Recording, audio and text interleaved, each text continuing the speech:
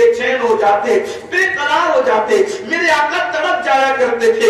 اللہ اکبر، مصطفیٰ جان رحمت کا دل اللہ نے اتنا نرم بنایا تھا، اور کیوں نہ بنایا ہو، اس لیے کہ وہ رحمت للعالمین ہے۔ اللہ اللہ، پوری کائنات کے لیے ان کو ماما و منجا بنایا ہے۔ میرے کریم آقا نے ایک ننھے سے بچے کی آنکھ میں آنسو دیکھے، اللہ کے رسول علیہ السلام اس بچے کے پاس تشریف لے گئے اور جانے کے بعد پوچھا، اے بچے تو کیوں رو رہا ہے، تیرے رونے کی وجہ کیا ہے؟ ننھے سے بچے نے کہا، یا رسول اللہ میں بھی خوشیوں کے گیت گاتا، لیکن میں تو تقدیر کا مارا ہوں، قسمت کا ہارا ہوں، رو اس لیے رہا ہوں، نہ میری ماں ہے نہ میرا باپ ہے، اور عید کے دن نہ میرا کوئی مکان ہے، نہ مجھے نئے کپڑے میسر ہے، نہ مجھے عید کی خوشیاں میسر ہے، میں نہ رہوں تو کون روئے، میں اپنے مقدر پہ رو رہا ہوں، قربان جائیں اس کی باتیں۔ اللہ اکبر، مصطفیٰ جان رحمت صلی اللہ علیہ وآلہ وسلم کے کانوں سے جب ٹکرائی، میرے آقا کی آنکھوں میں آنسو آ گئے، حسنین کریمین کو کندھوں سے اتارا، اور کندھوں سے اتار کر کے میرے کریم آقا نے مولا کائنات سے کہا، علی شہزادوں کو عیدگاہ تک تم لے جاؤ، میں آتا ہوں۔ میرے آقا علیہ السلام اس یتیم کا ہاتھ پکڑتے ہیں اور اس کے لیے واپس لوٹ جاتے ہیں، اپنے گھر کی طرف جاتے اس یتیم کو ساتھ لے کر۔ یہاں پر غریب نواز کی چوکھٹ پر آنے والے مسلمانوں سے میری گزارش ہے، صرف نماز ہی عبادت نہیں ہے، صرف روزہ عبادت نہیں ہے، صرف حج ہی عبادت نہیں ہے، صرف زکات ہی عبادت نہیں ہے، صرف سروں پہ ٹوپیاں پہننا یہی اسلام کی تعلیم نہیں ہے، صرف چہروں پہ داڑیاں رکھنا یہ اسلام کی تعلیم نہیں ہے، کسی یتیم کی خوشی کے لیے عیدگاہ جاتے ہوئے راستے سے لوٹ جانا یہ بھی مصطفیٰ جان رحمت کی سنت ہے۔ مجھے بتاؤ، کیا ہم بھی غریبوں کا ایسا خیال کرتے ہیں؟ کیا ہم بھی مفلسوں کا ایسا خیال کرتے ہیں؟ کیا ہم بھی یتیموں کا ایسا خیال کرتے ہیں؟ آج جو ہے اللہ اکبر دنیا بھر کے اندر یہ باتیں کہی جا رہی ہے کہ مسلموں کی بیٹیاں اوروں کے ساتھ بھاگ رہی ہے۔ میں پوچھنا چاہتا ہوں، کیا اس میں ذمہ دار صرف وہ لڑکیاں ہیں یا ہم نہیں ہیں؟ اللہ اکبر، بتاؤ اگر ہم نے ان غریب بچیوں کی شادی بیاہ کا خیال کیا ہوتا تو کیا وہ بچیاں اوروں کے ساتھ بھاگتی؟ اگر ہم نے ان کے جہیز کا انتظام کیا ہوتا تو کیا وہ بچیاں اوروں کے ساتھ ہاتھ پکڑ کر کے جاتی؟ ہم نے تو اپنے بچوں کی شادیوں کے اندر فضول خرچیاں خوب کی، لیکن اوروں کے بچوں کا خیال نہیں کیا۔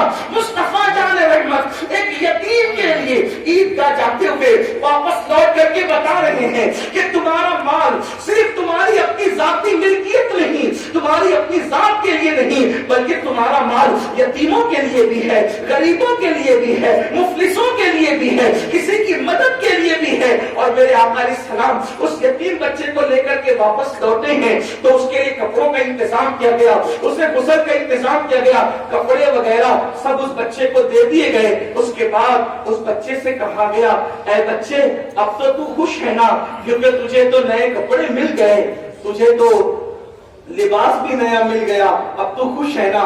بچہ تھا، اس نے دریائے کرم جوش میں دیکھا تو اس نے ایک سوال اور کر دیا، نئے کپڑے بازار سے مل گئے تو کیا ماں باپ بھی بازار سے مل جائیں گے؟ ماں باپ تو ملنے کی چیز نہیں ہے نا، لیکن ماں باپ نہیں ملتے یہ بات حقیقت ہے، لیکن میرے آقا کا در ایسا در ہے جہاں سے ماں باپ بھی مل جاتے ہیں۔ جب اس نے کہا حضور کپڑے تو مل گئے، ماں باپ کہاں سے لاؤں؟ تو میرے کریم آقا نے فرمایا، اے بچے کیا تو اس بات پر راضی نہیں کہ تیرے باپ کی جگہ محمد تیرے باپ ہو، اور تیری ماں کی جگہ عائشہ تیری امی ہو؟ اب وہ خوش ہو گیا اور اب کہتا ہے، یا رسول اللہ میرے ماں باپ آپ پہ قربان، اب تک اس لیے رونا تھا کہ میں یتیم کیوں ہوں، آج خوش ہوں کہ میں یتیم ہوں۔ یتیم ہو کر کتنی بڑی سعادت مل گئی کہ محمد عربی جیسا بابا، اما عائشہ جیسی ماں، حضور نے اس بچے کو اب اپنے کندھے پہ اٹھایا، اس کی سعادت۔ اور جب عیدگاہ کی طرف چلے لے کر کے تو جو بچے دف بجا رہے تھے، خوشیوں کے گیت گا رہے تھے، انہوں نے دفوں کو پھینک دیا اور وہ بچے رونے لگے۔ حضور علیہ السلام ان کے پاس بھی رکے، کہ تمہارے تو نئے کپڑے بھی ہیں، تمہارے تو کھلونے بھی ہیں، تمہارے تو مکانات بھی ہے، تمہارے تو ماں باپ بھی ہے، تم کیوں رو رہے ہو؟ یہ اس لیے رو رہا تھا کہ کپڑے نہیں ہیں، اس لیے رو رہا تھا کہ گھر نہیں ہے، اس لیے رو رہا تھا کہ ماں باپ مر گئے ہیں، تمہارا تو سب ہے، تم کیوں روتے ہو؟ تو ان بچوں نے عرض کیا، یا رسول اللہ یہ اس لیے رو رہا تھا کہ یہ یتیم ہے اور ہم اس لیے رو رہے ہیں کہ ہم یتیم کیوں نہیں ہیں؟ اگر ہم بھی یتیم ہوتے تو ہمیں بھی یہ سعادت نصیب ہو جاتی، ہمیں بھی یہ سعادت نصیب ہو جاتی۔ اب اس واقعے کی جھلک سیرت غریب نواز میں دیکھیں تو غریب نواز کی سیرت میں کوئی یوں ہی ولی نہیں بنتا، جب تک رسول اللہ کی سیرت پہ عمل نہیں ہو کوئی ولی نہیں بن سکتا۔ میرے خواجہ بچپنے میں ننھی سی عمر میں اپنے والد کی انگلی پکڑ کر عیدگاہ جا رہے، سید غیاث الدین رحمت اللہ علیہ کے ساتھ عیدگاہ جا رہے، ایک اندھا نابینا لڑکا غریب نواز کا ہم عمر رو رہا ہے عیدگاہ کے راستے میں۔ میرے خواجہ نے بابا کی انگلی چھوڑ دی اور اس غریب بچے کے پاس گئے اور جا کر کہتے ہیں تو کیوں رو رہا ہے، تیرے رونے کی وجہ کیا ہے؟ دیکھو بچپنے میں نانا کی سنت پر، مصطفیٰ جان رحمت کی سنت پر عمل، اللہ اکبر، ہم تو فرائض پر بھی عمل نہیں کرتے اور وہاں سنتوں پر کتنا عمل ہے، کیوں رو رہا ہے؟ اس نے کہا کہ میرے کپڑے نہیں ہیں۔ غریب نواز نے دیکھا اس کا قد میرے قد کے برابر ہے، اپنے کپڑے اتار کر کے نئے دے دیے اور واپس پلٹ کر کے پرانے کپڑے پہن کر عیدگاہ کی طرف آئے۔ کسی نے کہا شہزادے معین الدین حسن تم نے نئے کپڑے کیا کیے؟ فرمایا نئے کپڑے میں پہنوں اس سے بہت بہتر تھا کہ کسی غریب کو پہنا کر مصطفیٰ جان رحمت کی سنت ادا کر۔ بچپنے میں غریب پروری اور غریب نوازی کی یہ شان ہے، تو آج تو اللہ کے خزانے لے کر کے بیٹھے۔ حضور غریب نواز کی والدہ فرماتی ہیں، بہت بڑی بات ہے، عنوان طویل ہے لیکن بات ختم کرنے لگا ہوں اس لیے کہ آپ لوگوں کو بھی بارگاہ میں حاضری، یہ کوئی تقریر کی محفل نہیں، بس مختصر صرف سرکار کی بارگاہ میں سبق سنانا ہے، خراج پیش کرنا ہے۔ اس لیے دیکھیے آپ کی امی فرماتی ہیں کہ جب معین الدین ننھے سے بچے تھے اس وقت مجھ سے کہتے ہیں کہ امی کھانا بناؤ، میں کھانا تیار کرتی، غریبوں کے محلے بچوں کو بلا کر لاتے، محلے میں جو غریب رہتے ان بچوں کو بلا کر لاتے اور بٹھاتے اور کہتے امی کو کھانا دو۔ جب میں ان کے آگے کھانا رکھ دیتی تو کہتے ماں جب غریب کھانا کھاتا ہے تو دل کو کتنی خوشی نصیب ہوتی۔ یہ ہے سرکار غریب نواز، آج ان کی چوکھٹ پہ ہم آئے اور ان کے وصال کا وقت، ولی کا جو وصال کا ٹائم ہوتا ہے، وقت ہوتا ہے، وہ وقت بہت قیمتی ہوتا ہے۔ بلکہ ہمارے بزرگوں نے فرمایا جو دن ولی کے وصال کا دن ہوتا ہے اس دن اس سے ملاقات کے لیے روئے زمین کے سارے اولیاء حتیٰ کہ مولائے کائنات بھی تشریف لاتے ہیں۔ اس کی قبر میں اس سے ملاقات کے لیے، اس کی عزت بڑھانے کے لیے اس اولیاء کے ساتھ سردار اولیاء مولائے کائنات بھی آتے ہیں۔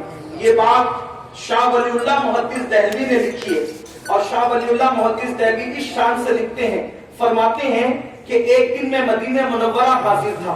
اچھا وہ قافلہ کہاں سے چلتا ہے سوچو، مدینہ منورہ سے چلتا ہے، سارے اولیاء جمع ہوتے ہیں مدینہ شریف میں اور مدینہ منورہ میں جمع ہو کر پھر جو صاحب عرس ہوتا ہے اس کے مزار پر اس کے یہاں سب لوگ آتے، گویا اس کو دولہا بنایا جاتا ہے، گویا کہ اس کی عظمت بڑھائی جاتی ہے۔ اللہ اکبر۔ شاہ ولی اللہ فرماتے ہیں میں مدینہ شریف میں تھا، مدینہ منورہ میں تھا، میں نے دیکھا اصحاب صفا کے چبوترے پر بہت سارے اولیاء ہیں، بڑی تعداد کے اولیاء ہیں اور وہاں پر مولائے کائنات بھی موجود ہے۔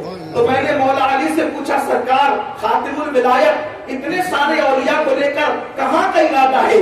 تو آپ نے فرمایا آج ربیع الاخر کی 11 تاریخ ہے اور تم کو پتا نہیں آج عبد القادر جیلانی کا عرس ہے، سب وہیں پر جا رہے ہیں۔ اس سے پتا چلا صاحب عرس کے پاس ولی بھی آتے ہیں اور علی بھی آتے ہیں۔ ہم نجف اشرف نہیں جا سکتے، ہم نجف اشرف نہیں جا سکتے، لیکن اجمیر معلیٰ میں نجف کے جلوے اور خیرات اگر لینا چاہو تو آج کے دن لے سکتے ہیں۔